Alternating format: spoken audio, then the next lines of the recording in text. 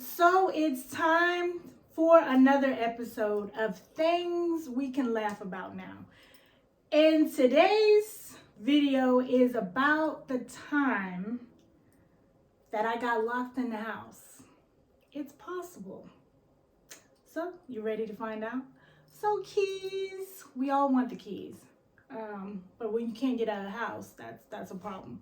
So the story, I can't remember when it was, but it's a very interesting story of all stories. This story is not in my book, but it might make the next book in another interesting way. So, showing the house my clients, and I decide not to lock. Well, let me give you a framework of what's going on here. So, it's a single family house. This could have happened in a townhouse, but there's the front door to the house, which you have, and then you have the screen door. Normal, right? So I'm in the house and I said, well,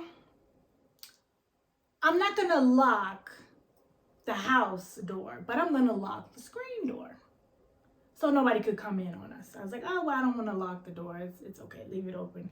Because the lockbox was down and I didn't want to put the lockbox up and shut it and have to reopen the box. But whatever, that's what I chose to do. So we toured the house. It's fine. We didn't stay long because my clients really didn't like the house. So as I'm scared, I'm always like looking around for stuff. So you have to understand this part of the story before I tell you the rest of it. So I remember when we were in the kitchen, there was like a little cup. Didn't really think nothing of it, but you know, once your brain needs something ahead of time, you go back to it like, oh, I remember I saw that. So it was a cup with tools in it. Had different kind of tools. And, you know, I didn't think it was a screwdriver, whatever, like a Allen wrench. It was stuff in there. I noticed it. I thought it was odd. I was like, why wouldn't you put that in the garage? But whatever. So we go to leave because my class was like, no, we don't need to continue. We don't need to see the basement. We've seen upstairs, whatever. We can go. So I open the door. Well, try to get out because the door was already open. Go to get out, you know, to turn the knob because the house was locked. And I can't get out. Like didn't panic then. So, I mean, I'm trying, I'm moving it. It's not working at all. And I had my phone, but it's like, well, who do you call? Because, I mean, it's the owner's house. So, I mean, I'm trying at the door. Even my client stepped in. And it just would not move for nothing. And I mean, it was an older door. The screen door might have been there, I don't know, 20 years, maybe not that long, but it was there a long time. So it was something wrong with the locking mechanism. So my client was like, because my client had to go to another appointment. They had to go to work or something. I forgot where they had to go. So they're like, I said, well, you know, I could let you out. You can go around the side and I'll figure out how to get out of here. And they're like, no, we don't want to leave you in the house.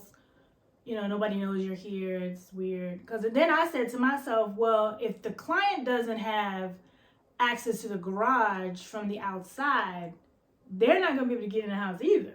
So this is a real problem. So I was like, okay, well, it's my responsibility to get out of here by any means necessary. But if I had to bust that door, I would have. But we're not going to talk about that. I wouldn't dare do that. But if you really had to get out of a house, you would do what you need to do. I would have gotten out and called the agent. So what happened was this is what I told you at the beginning about the cup in the kitchen. So I was like, maybe it was some tools in that cup I saw that I could use to twist the lock to get out of there. Smart. This is when those synapses got to be kicking in to work. So I'm saying that things you can laugh about. Because at first I was kind of panicking. I was like, what if I'm going to be stuck in here? It's going to be odd. It's like, oh, that people going to think I broke the door. So you think of all those different things, right? So lo and behold, it was like, I forgot what the tool is called. If somebody knows what it's called. I can't think of the name of it, but I know that it looks like a little beak.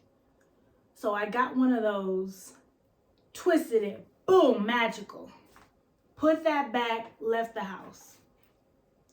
So, but it's a lot of lessons in this story. Of course, I can laugh about it now. At the time, it's not so funny when you can't get out of a house. You could be locked. I had never experienced that. I had never locked myself in a house before, because who would have thought, oh, this house might not, the screen door might be locked and won't let me out. See, I haven't done that again. I don't lock that door no more unless it's my own. I don't do that.